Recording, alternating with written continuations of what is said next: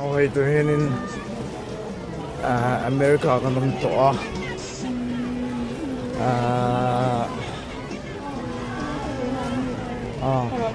Suan I kan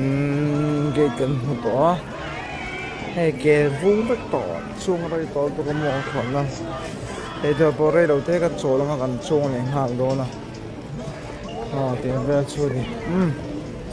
ale ole invite se bai vek ole he to na hianin O'Hare International Airport ak Omega ay omsia chuanin America ram kan lut to a chuanin he to na hianin Iowa lampang phei le pele to don ni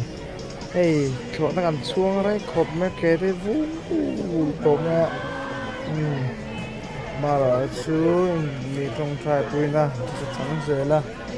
hey chuang to cái thing thei zela ni ti kan nan so di en vai in hun hon vek ole yanin ta kan mega ni ala hey kan thole halon